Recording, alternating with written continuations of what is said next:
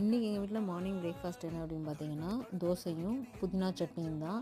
இந்த புதினா சட்னி எப்படி அரைக்கிறது அப்படின்னா, கொஞ்சமாக புதினா வாஷ் பண்ணி எடுத்துக்கோங்க. அதுக்கப்புறம் கொஞ்சம் தேங்காய், ஒரு பச்சை மிளகா, ஒரு சின்ன பூண்டு, அப்புறம் சின்ன பூண்டு அளவுக்கு கொஞ்சோண்டு புளி, அதுக்கப்புறம் உப்பு, இது எல்லாத்தையும் சேர்த்து அரைச்சிட்டு தாளித்து இதோட சேர்த்துக்கலாம். இது எனக்கு ரொம்ப பிடிக்கும். இந்த புதினா சட்னி நான் அடிக்கடி சேர்த்துப்பேன். இது கோல்டுக்கு ரொம்ப நல்லது.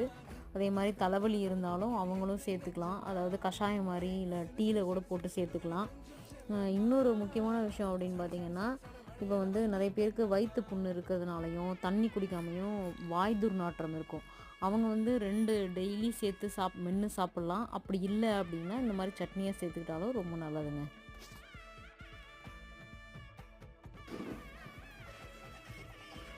இன்றைக்கி எங்கள் வீட்டில் மார்னிங் பிரேக்ஃபாஸ்ட் என்ன அப்படின்னு பார்த்தீங்கன்னா தோசை